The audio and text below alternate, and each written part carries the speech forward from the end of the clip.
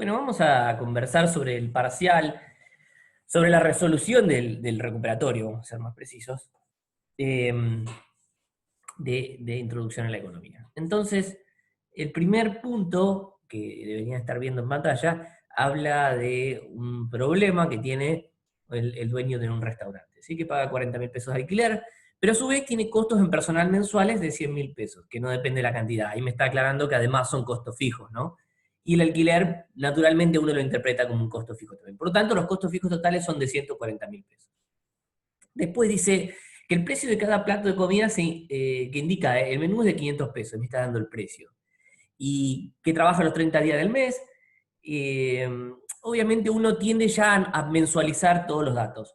¿Sí? ¿Podría haberlos convertido en datos diarios? Sí, porque las preguntas la verdad es que no aclaran necesariamente todas, algunas sí, porque algunos dicen mensualmente, como en el punto A, los otros dice, hace preguntas de cuánto sería el beneficio, uno infiere que es mensual, pero si lo hubiesen hecho diario, y hubiesen hecho diario, convertido a diario el costo fijo, etcétera, lo podríamos haber resuelto así también. Pero no importa, vamos a tomar datos mensuales. Entonces, la primera pregunta dice, ¿cuántos platos de comida debería vender mensualmente para que los beneficios sean normales? Entonces, yo acá armé un Power donde voy a ir resolviendo el recuperatorio. Entonces, los beneficios totales sabemos que son los ingresos totales, que en este caso es 500 porque es el precio del plato, por Q, que es la cantidad, eso es el ingreso total, menos los costos totales. Y los costos totales se componen de costos variables, que es el costo variable unitario, que es el costo de cada plato de comida, por la cantidad de platos, sumado a los costos fijos. Pero todo esto entre paréntesis porque tienen que restar porque es el costo total. Entonces lo que me dice es cuántas cantidades debo vender, ¿sí? Para que los beneficios sean normales. ¿Cuándo los beneficios son normales? Cuando los beneficios son igual a cero. Entonces lo igualo a cero el beneficio total, ¿sí? Porque digo que este tiene que ser cero.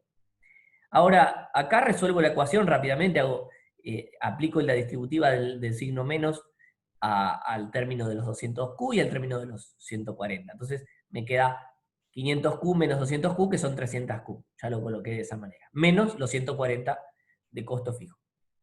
Entonces tengo que despejar Q. Entonces paso los 140 sumando y estos 300 que están multiplicando a Q pasan dividiendo posteriormente. Yo lo hice en un solo paso, ustedes lo pueden hacer en dos si quieren. Y me da que con 466 unidades, 67, perdón, unidades, digamos que los beneficios se hacen cero. ¿Mm? Entonces, ahí está el punto A. El punto B, ¿qué me dice? Lo mismo, la misma fórmula, pero acá en vez de Q voy a poner, vamos a leerlo primero, qué beneficio obtendría, y acá es donde debería decir mensual. Ustedes lo podrían haber hecho diario, yo se los hubiese tomado bien, pero tendrían que haber convertido a diario los costos fijos.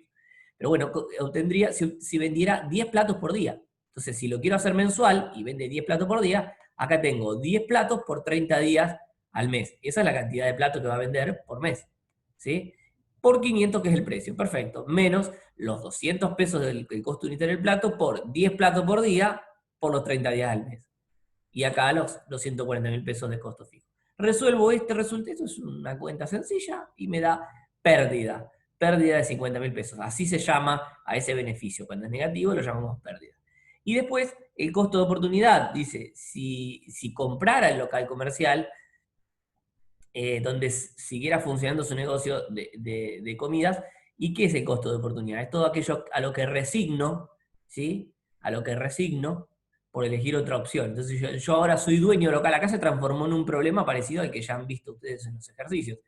Entonces, si ustedes son dueños del local, ¿sí? Y ahora no pagan alquiler 140.000 pesos, no significa que no sea un costo de oportunidad, ¿sí? Porque en realidad yo podría alquilar ese local comercial y cerrar el restaurante y estaría obteniendo 40.000 pesos. Pero yo estoy resignando esos 40.000 pesos de alquiler, ¿sí? Por colocar mi negocio en ese inmueble que es propio. Entonces, 40.000 pesos pasa a ser el costo de oportunidad. Era muy conceptual en realidad eso, no había que hacer mucho cálculo. La diferencia entre eficiencia técnica y económica, lo respondieron bien casi todos. Es algo bastante sencillo. La eficiencia técnica tiene que ver con el enfoque, el análisis de la productividad, ¿sí?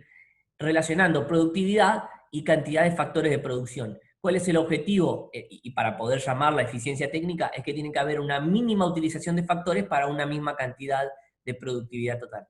¿sí?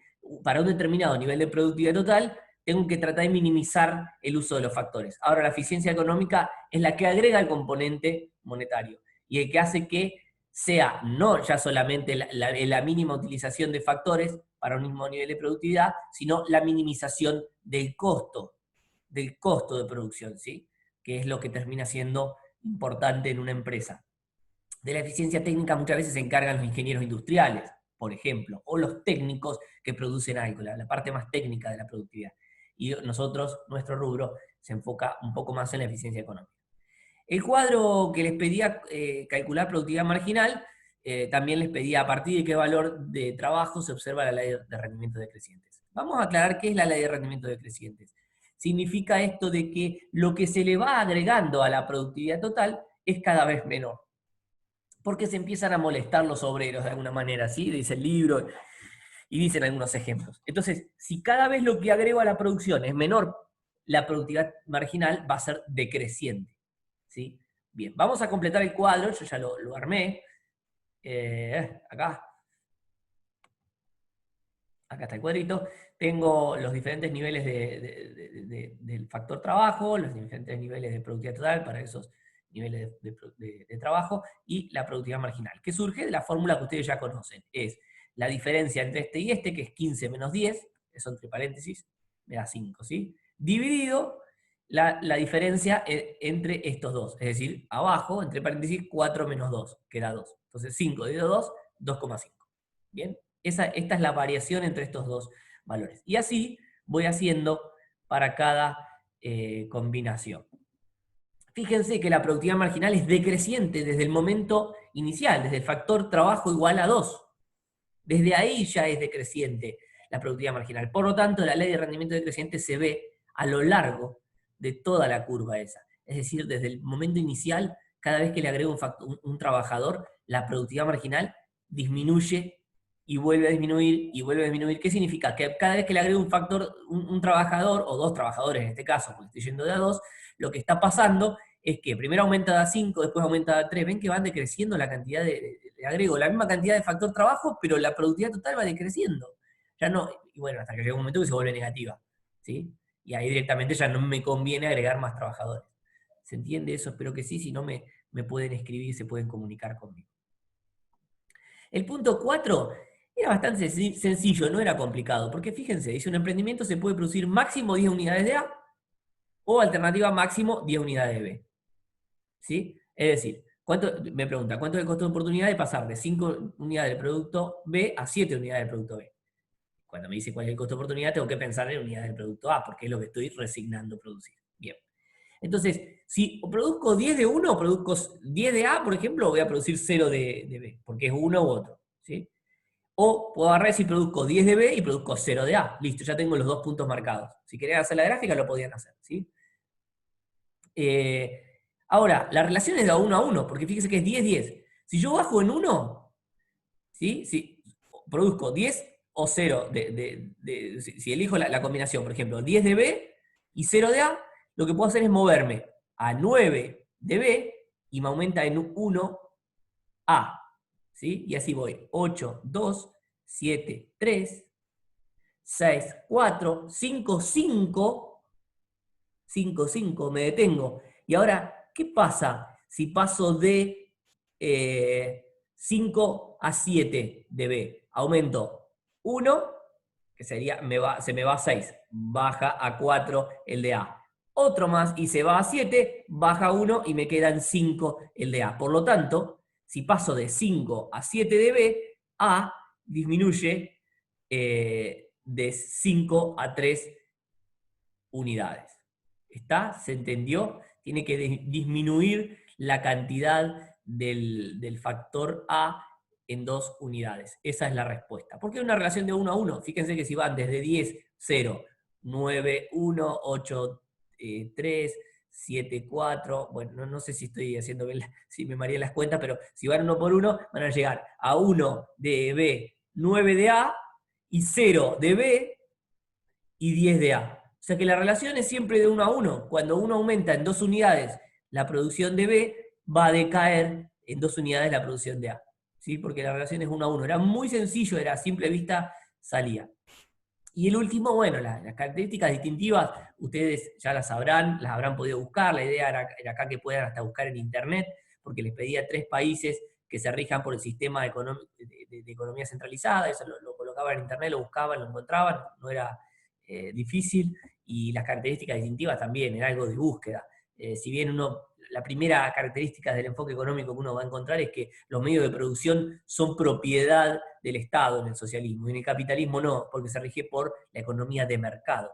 Y bueno, que haya economía de mercado implica que hay oferta y demanda, en el socialismo no, está todo centralizado y el consumo está decidido y está racionado por el Estado. Y planifica toda la economía del Estado. No existen fuerzas independientes ahí operando. No era un examen difícil, era corto, pero bueno, economía implica esto, que hay que entender de raíz lo que estoy haciendo, porque lo mismo que yo leí y estudié, si no lo entendí, cuando viene la consigna, se complica la interpretación y la resolución, porque no se puede repetir en memoria, ningún ejercicio es igual a otro. Cualquier cosa, yo estoy a su disposición, así que no dejen de comunicarse conmigo si me necesitan.